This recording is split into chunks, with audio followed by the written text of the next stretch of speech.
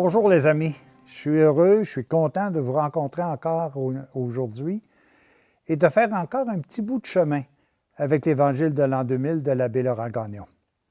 Aujourd'hui, le thème que je veux développer, il s'intitule tout simplement « Le plan divin de la révélation ». Alors regardons d'abord ce que dit l'Évangile de l'an 2000 à ce sujet.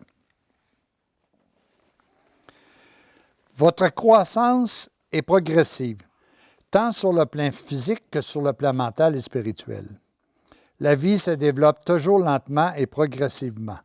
Sa croissance peut être favorisée, sur le plan physique par l'exercice et une nourriture saine, sur le plan mental par la sagesse et une saine culture, sur le plan spirituel par l'apport de la révélation.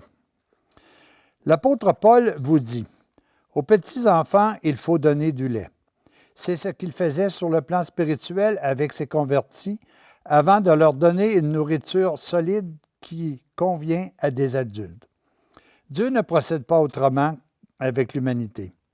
Il lui a toujours présenté au cours des siècles une nourriture spirituelle proportionnelle à son âge, à sa compréhension et à son développement. La première révélation de Dieu a été faite par la création elle-même. La lumière a lui dans les ténèbres et les ténèbres ne l'ont pas comprise. Le Fils de Dieu était la vie de tout être créé et la vie était la lumière des hommes. L'Esprit divin est déjà imprimé dans la création. La création a été faite par le Fils de Dieu, image parfaite du Père des cieux. Mais les personnes humaines, enténébrées dans leur esprit à cause de la trop grande importance donnée à la matière et à leur sens, n'ont pas compris ni saisi la lumière divine de la vie. Vinrent ensuite Adam et Ève qui avaient une grande mission, c'est-à-dire l'établissement du royaume de Dieu sur la terre. Le spirituel est à la base de l'édifice humain. Il fournit à l'intelligence l'orientation nécessaire pour accomplir divinement son travail sur la matière et la conduire à son perfectionnement. La révélation d'Adam et Ève fut partiellement un échec. Cependant, l'humanité a profité de leur merveilleux travail, exécuté en accord avec le plan divin, quand ils furent sortis, repentis du paradis. Plus tard, au temps d'Abraham, vint le mystérieux Melchisédek, prêtre du Très-Haut. Il apparut sur la terre sans père, sans mère, sans génération, sans commencement de jour, sans fin de jour. Melchisédek vint comme Adam et Ève, sans père et sans mère de la terre, mais en pleine possession de ses facultés pour faire progresser dans le monde la lumière divine de la révélation. Avec Abraham commence l'histoire du peuple juif, choisi par Dieu pour répandre dans le monde entier la foi au Dieu unique. Beaucoup de prophètes surgirent parmi les Juifs pour leur rappeler leur mission divine et les ramener de leur égarement. Combien de fois les prophètes durent-ils leur prédire des châtiments terribles comme conséquence de leur égarement? Le péché, l'éloignement volontaire du plan de Dieu conduit infailliblement au châtiment, à la destruction et à la mort. Ils oublièrent la dure leçon de l'égarement du paradis terrestre. Ils oublièrent que pour avoir failli à leur mission, Adam et Ève avaient été chassés du paradis. Ils reconnurent par le même châtiment quand ils durent abandonner le pays et prendre le chemin de la captivité de Babylone.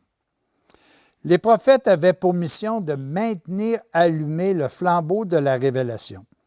Ils annonçaient que viendrait un jour un Messie qui restaurait toutes choses en Dieu.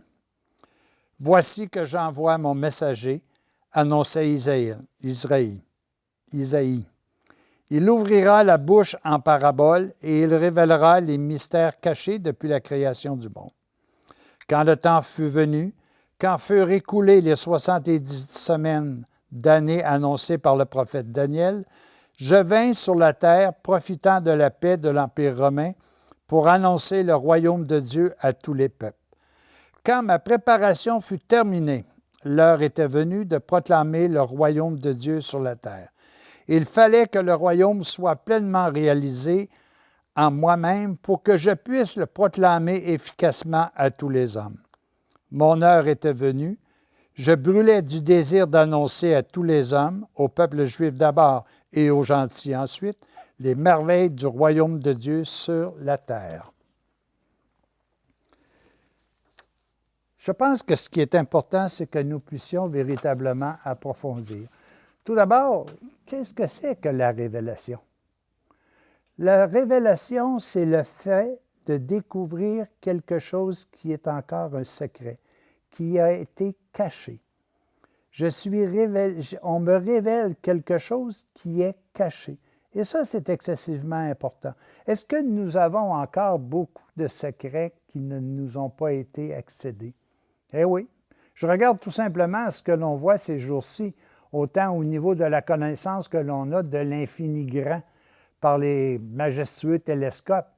Bien souvent, on ignorait tout de ça. Et aujourd'hui, on voit comment c'est immense, comment c'est grand. Tout ce qui nous est caché aussi à l'intérieur de nous. Des grands microscopes qui nous permettent aujourd'hui de découvrir tous les aspects à l'intérieur du corps humain. Tout ça, antérieurement, nous était tout simplement inaccessible. Mais aujourd'hui, au fur et à mesure des chercheurs et ceux qui cherchent autant dans l'infini grand que dans l'infini petit, nous permettent de découvrir des mondes que l'on ignorait. Est-ce que ça serait possible également que ce soit véritablement la même chose sur le plan divin? Est-ce que nous n'aurions pas à l'intérieur de nous des secrets immenses qui sont accessibles au moment où cela nous est permis de les accueillir favorablement? Dieu agit d'une façon excessivement sage. Il permet à ceux et celles de comprendre au fur et à mesure qu'ils ont la capacité de comprendre. Marie disait bien souvent, « Seigneur, donne-moi l'information simplement qui m'est nécessaire. Enseigne-moi ce qui m'est utile.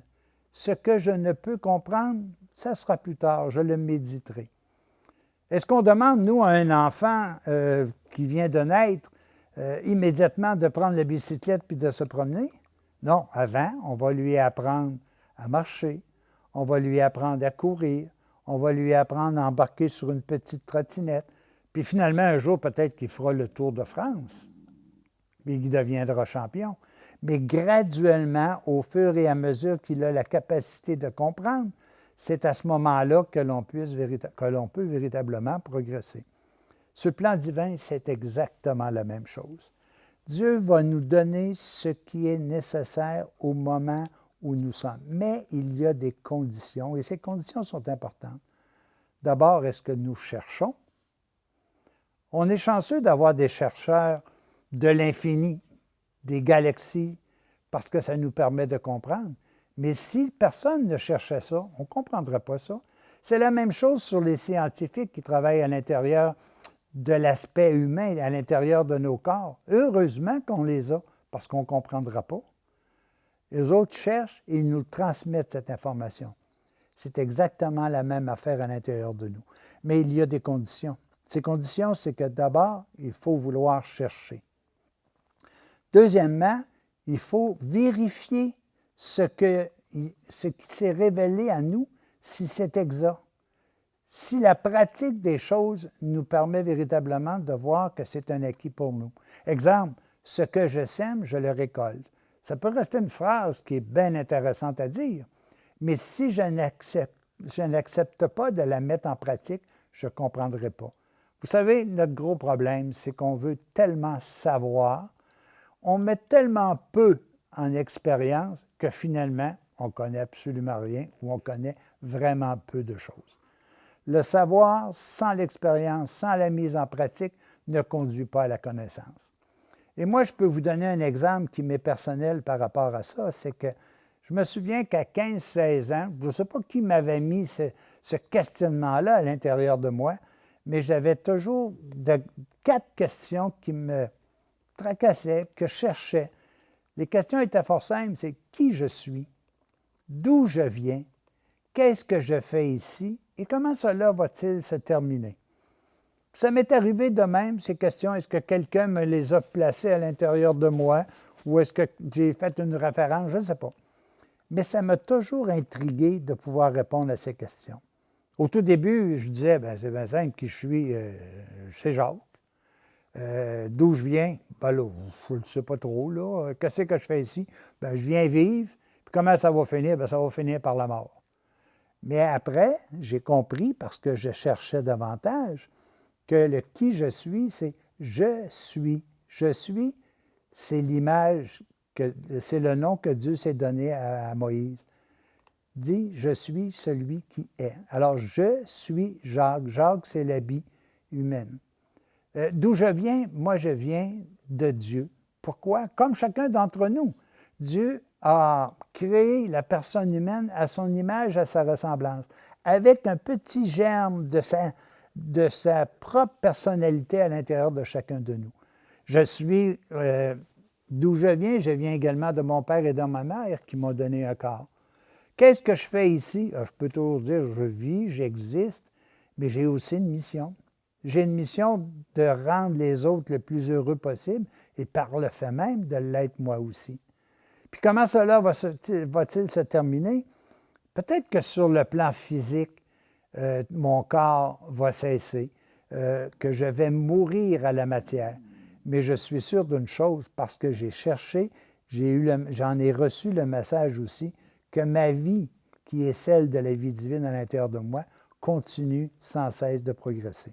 Alors, vous savez, la révélation sera donnée à ceux et celles qui cherchent.